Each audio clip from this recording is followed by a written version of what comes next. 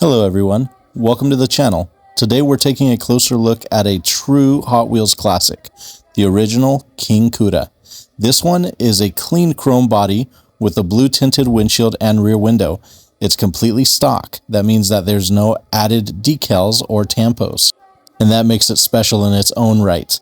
Now I'm going to give you the full history on this diecast icon, some fun facts, a look at what it's worth today, and a visual walkthrough so you can see exactly what makes this piece so timeless. Let's jump right in.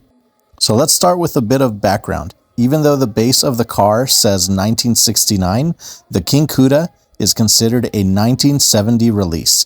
Hot Wheels often put the year model that was designed or copyrighted on the base itself.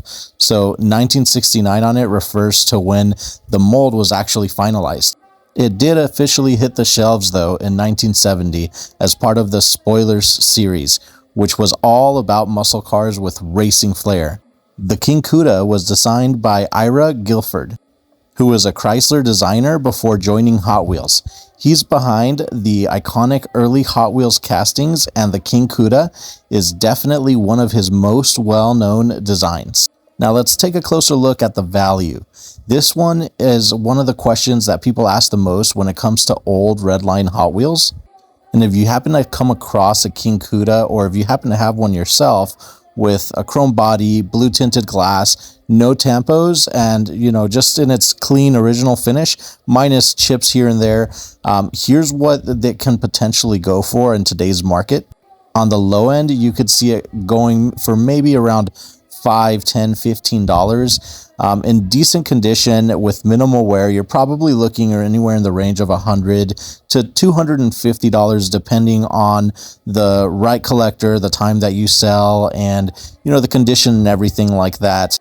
Of course, the people themselves are the ones that dictate the market, but in mint condition, King KUDA would probably set you back maybe around $300, $400, $500, maybe even more. I have seen them upwards for $1,000. Again, it just depends on original packaging and how clean it is and everything like that. This one that you guys see on video right now has not been restored. I was lucky enough to be able to get my hands on this guy, so it is one of the more special pieces in my collection, which I'm happy to share with you guys today.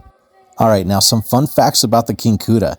First, the blue tinted windows. That's not just for looks. Early Hot Wheels used color windows to reduce glare in packaging photos and give them more personality. The deep blue works perfectly with the chrome body. Second, there's a little mystery with the name. Even though it's clearly modeled after a Plymouth Barracuda, Mattel couldn't use that name. So they went with King KUDA to avoid licensing issues. But fans still know what it really is.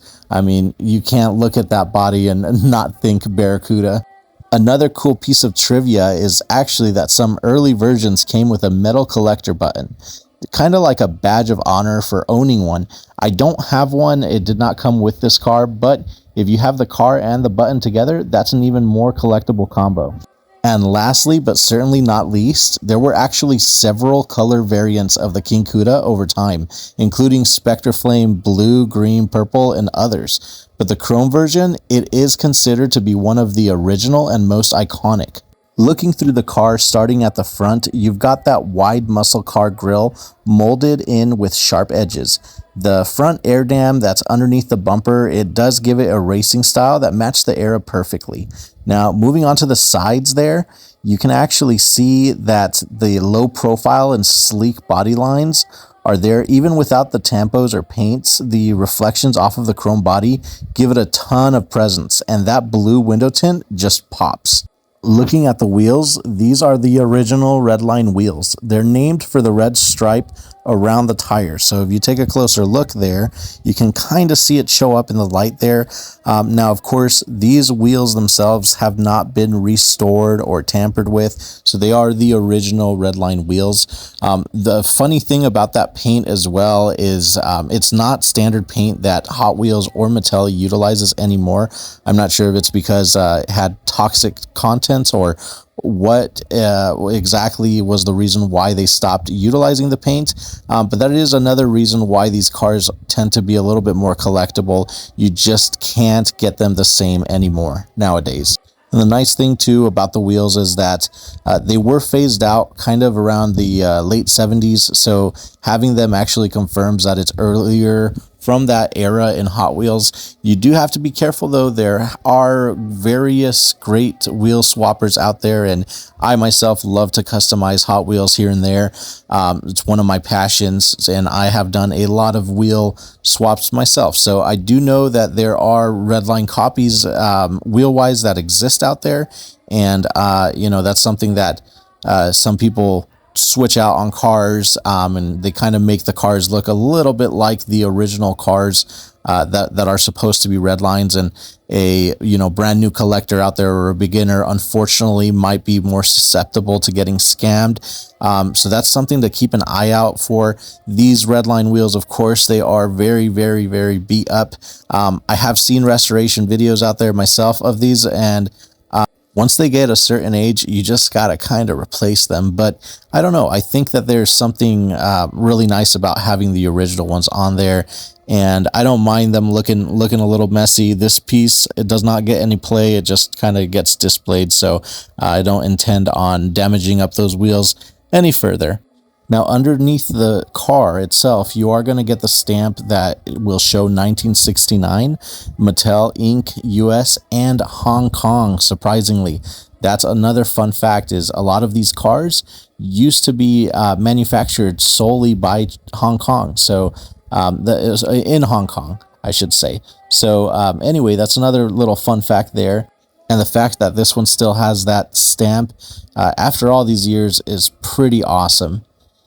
Finally, looking at the top and rear, you can see the natural wear from age, but again, no decals, no extra paint, just a clean, pure chrome Hot Wheels muscle car. And it's just, looking as awesome almost as the way that it did when it rolled out over 50 years ago. And of course, you gotta talk about how the base looks so nice. It's just lifted. As you can see underneath this one, it does have a slight little brick piece there. It just helps hold the car in place, and it helps keep it from rolling off the turntable. Otherwise, we'd have a big mess there. But anyways, that is why that is there. But you can see how lifted it is off of the ground, which is pretty nice, and that's the way it sits naturally as well. Even though that is a small piece of hard material under there, it's basically sitting exactly how it is. What a great design though, and it still holds up decades later. So let me know in the comments if you made it this far, if you have a King KUDA in your collection, what version you have, or what's that one vintage Hot Wheels that you're hunting for right now.